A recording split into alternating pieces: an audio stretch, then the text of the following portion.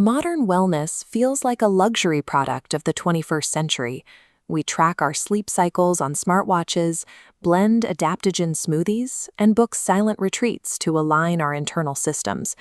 But the actual foundations of holistic health were laid thousands of years ago, long before the first modern clinic was ever built. To find those origins, we have to look to the expansive plains of Northeast Thailand, specifically the Thung Kula Ronghai region. The ancient residents of these plains lived by an expansive definition of health, where the body, the community, and the landscape functioned as a single coordinated system.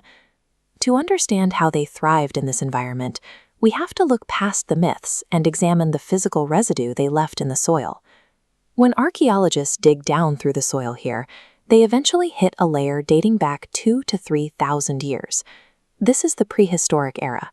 This deep earth is packed with fragments of cord-marked clay pottery. These vessels, with their swirling red patterns and rough edges, were essential tools for daily life and health.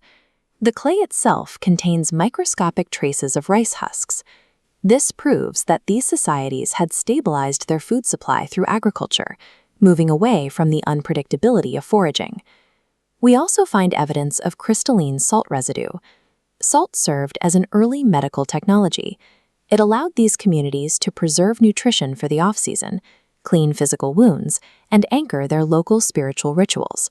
This matches evidence found across the prehistoric world. Mummified remains from ancient Europe show tattoos placed precisely over the human nervous system's pain points, functioning as early nerve therapy. By combining stabilized nutrition with chemical preservation, these ancestors created the material stability needed for a society to survive and stay healthy. As the region moved toward the historical era, oral medical traditions were formalized through stone inscriptions, like the Dong Kum Gon stone. The arrival of written script allowed medical knowledge to be recorded and shared. Local healing practices were no longer confined to a single village. They could be taught across borders. By the 13th century, under the Khmer Tang Jayavarman VII, this shared knowledge reached a massive state-sponsored scale. He ordered the construction of 102 Arogyasala across modern-day Thailand, Laos, and Cambodia. These were not just religious sites. These were institutional hospitals, functioning as the primary medical centers for the entire empire. This massive infrastructure proves that ancient civilization viewed public health as a mandatory responsibility of the state. Each Arogyasala was managed by a complex staff. They had specialized doctors and directors, along with security and administrative teams to keep the pharmacy supplied. The physical medicine wing operated with a standardized herbal pharmacy. We see many of those ingredients here, organized compartments of roots and spices like ginger, turmeric, and camphor, compounds that modern medicine still uses for their anti-inflammatory effects. But physical treatments were only half of the system.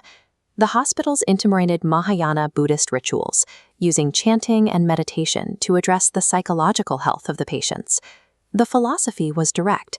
Treating a physical symptom was considered ineffective if the mind and spirit were left in distress.